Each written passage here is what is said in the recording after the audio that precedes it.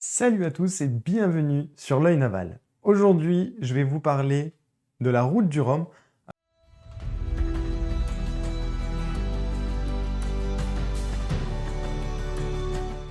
Pour commencer, qu'est-ce que la route du Rhum? La route du Rhum, c'est une course mythique. Mais quand je vous dis mythique, beaucoup de gens la connaissent à travers le monde. C'est même la reine des courses transatlantiques en solitaire. Et elle part d'où? Elle part de France. Cette course représente 3543 milles nautiques à parcourir tout seul, car elle est en solitaire, mais je l'ai déjà dit et je me rabâche. Elle se fait tous les 4 ans et on peut commencer à partir de 39 pieds. En 1975, Bernard Haas, secrétaire général du syndicat de producteurs de sucre et de rhum des Antilles, cherche un moyen de promouvoir tout simplement le rhum. Ouais, des fois, comme quoi, juste faire de la pub, ça peut aider. Mais il voulait le faire d'une façon totalement hors du commun pour l'époque, et pas de façon traditionnelle, avec une petite pub dans un journal, ou toute autre pub que l'on pouvait voir à l'époque. Bernard Haas et Florent de Kersozon, autour d'un repas, décidèrent de faire une course en solitaire. Vous allez me dire, ouais mais attends, parce que tout à l'heure tu nous parlais d'un certain Michel Etévenon. C'est vrai, mais l'histoire s'arrête pas là. Ils décidèrent alors tous les deux d'aller voir Éric Tabarly et Gérard Petitjean, qui étaient à la tête de Pendwick à l'époque. Malheureusement, l'idée ne se fera pas, car Gérard Petitpas n'était pas un grand fan de l'idée, et avait déjà comme ambition de préparer une transat en double, la transat Lorient-les Bermudes-Lorient. Pour autant, les deux hommes ne se découragent pas, et décident d'aller voir Michel Etévenon, qui est alors sponsor du frère de Florent. Bien évidemment, une fois que le projet fut monté, pour motiver tous les coureurs, les Guadeloupéens offriront 500 000 francs aux 6 premiers arrivés.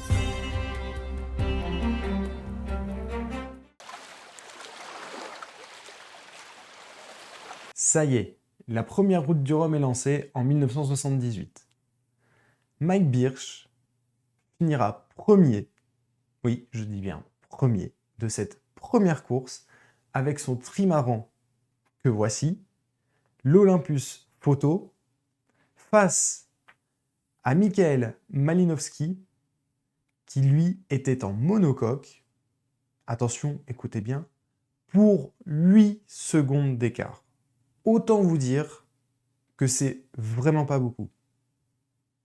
Vous vous rendez compte, une course qui se joue sur 8 secondes, et pourtant, la traversée a quand même duré 23 jours, 6 heures et 59 minutes. Cette première édition sera marquée par la tragique disparition, le 16 novembre 1978, d'Alain Collat.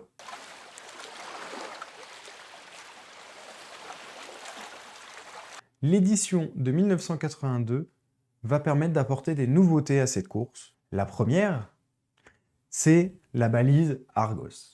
Alors, une balise Argos, pour ceux qui ne connaissent pas, donc vous le voyez à l'image, c'est un espèce de petit boîtier qui est connecté par satellite et qui permet de récupérer la position géographique et les points GPS d'une embarcation. Normalement, même s'ils se perdent, on peut les retrouver. Deuxième nouveauté, on instaure 5 classes de course. Avant, il n'y avait pas de différence entre multicoque et monocoque. Donc, on sépare un peu. Le gagnant est bien évidemment le premier arrivé, mais après, on peut être classé en fonction de sa classe. Et enfin, pour finir, les premiers multicoques de plus de 27 mètres, malheureusement, durant cette deuxième édition, on comptera pas moins de 19 abandons. Oui, c'est beaucoup. Et parmi laquelle, il y aura l'abandon d'Éric Tabarly à bord de son monocoque Paul Ricard. Alors non, je ne fais pas de pub. C'est promis, il n'y a aucun sponsor qui est dans cette vidéo. C'est juste que quand on parle de course, il y a des sponsors, donc il y a des marques. C'est tout. Mais moi, je touche rien du tout. Cette deuxième édition sera remportée par Marc Pajot avec un temps de navigation total de 18 jours, 1 heure et 38 minutes. Ouais, on a déjà fait moins 5 jours comparé à 4 ans auparavant.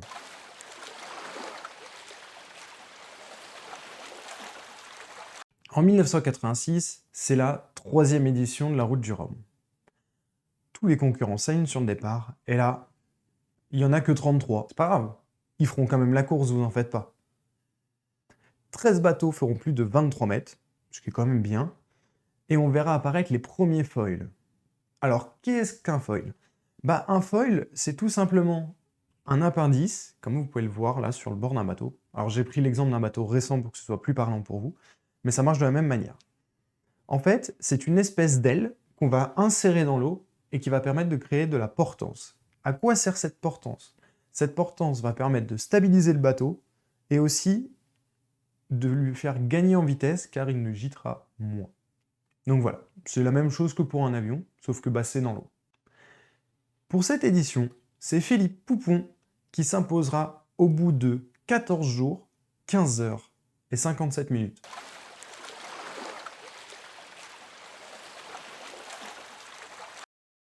L'édition de 1990 est lancée. Et à l'arrivée, qui se trouve sur la première marche du podium? Tout simplement, Nathalie Arthaud, la première femme à gagner la Route du Rhum. Elle a fait la traversée en 14 jours, 10 heures et 8 minutes. Autant vous dire que c'est impressionnant, parce qu'en plus, elle bat l'ancien record fait par un homme 4 ans plus tôt. Et ça, c'est vraiment beau.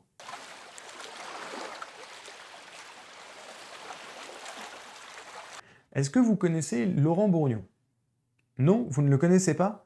Avant de faire mes recherches, je le connaissais pas non plus. Et pourtant, il a marqué l'histoire de la Route du Rhum. Ouais, je rigole pas. Comment? C'est tout simple. Il a participé à l'édition 94 et 98. Rien que ça.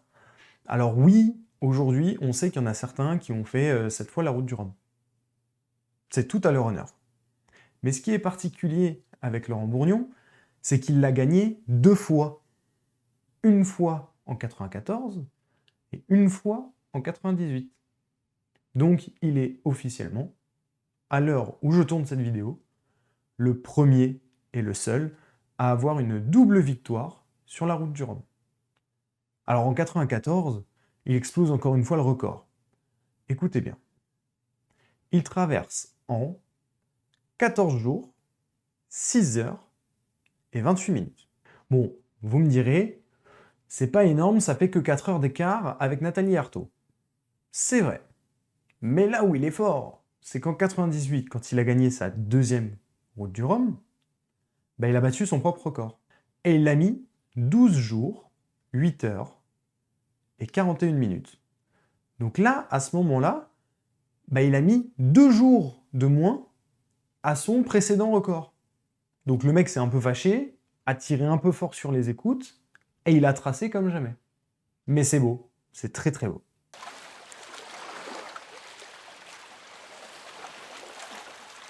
On va rentrer dans une période un peu compliquée de la Route du Rhum. L'année 2002. Cette année-là, 58 participants sont au départ de Saint-Malo. Mais les choses se gâtent. Mais quand je vous dis se gâtent, c'est ça se gâte vraiment très très fort. Je rigole pas.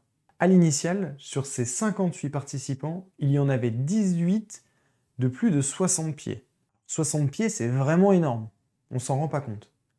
Et pourtant, sur ces 60 pieds, il n'y en aura que 3 qui finiront cette course. Oui, je rigole pas. 3. Alors, qu'est-ce qui fait qu'il y ait 15 bateaux qui abandonnent? En fait, tout simplement, Mère Nature elle-même. Cette course peut être très très dure dans des conditions très très difficiles à cause de la météo. Et c'est ce qui s'est passé en 2002, du départ de Saint-Malo jusqu'à la Guadeloupe. Le temps a été tellement mauvais que beaucoup abandonnèrent sur casse, sur chavirage, et d'autres ont tout simplement dit stop, trop dangereux pour moi. Donc au final, que 3 bateaux dans la classe de plus de 60 pieds finissent. Le vainqueur de cette édition un peu particulière sera Michel Desjoyaux, qui la remportera en 13 jours, 7 heures et 53 minutes. C'est la première fois que la Route du Rhum ne bat pas son record.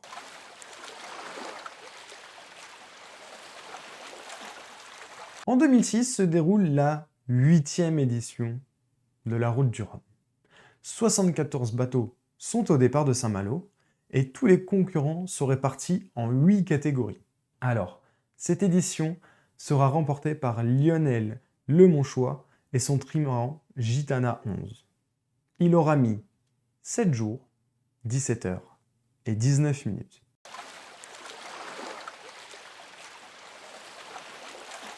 La route du Rhum 2010 accueillera 85 participants pour 5 catégories et jusqu'en 2018. Les catégories sont la catégorie ultime, donc c'est des multicoques de 60 pieds et plus. Vous savez, c'est les très grands trimarans qu'on voit quand on nous parle de la route du Rhum, qui sont magnifiques. Et qui est aussi la catégorie reine. C'est avec celle-là que généralement on bat tous les records. Mais il y a aussi le multi 50, où là c'est pour les multicoques de 50 pieds, et seulement de 50 pieds. Il y a les IMOCA, qui sont des coques open de 60 pieds. Et les classes 40, qui sont des monocoques de 40 pieds. Et en plus, ils ont rajouté une catégorie Rhum.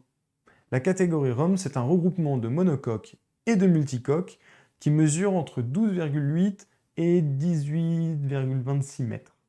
Cette édition sera remportée en 9 jours, 3 heures et 14 minutes à bord de son trimaran Groupama 3. Je veux bien évidemment parler de Franck Kama.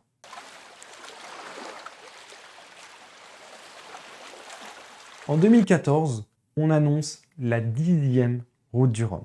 Et cette année-là, 91 participants prendront le départ. À cause d'une blessure, Armel Lecléache ne participera pas à l'aventure et sera remplacé par Loïc Perron. Et là où l'histoire est belle, c'est que pour sa 7e participation, Loïc Perron remportera la route du Rhum à bord du bateau d'Armel Lecléache qui se nomme le trimaran Banque Populaire 7. C'est très beau. Le mec se blesse à la main, il se fait remplacer par un skipper. Ce skipper-là, il gagne avec le bateau qu'on lui donne, parce qu'il n'était pas du tout créé pour lui. Et en plus de ça, il bat encore un record, car il remportera l'épreuve en 7 jours, 15 heures, 8 minutes. À partir de 2014, la course sera renommée la Route du Rhum, destination Guadeloupe.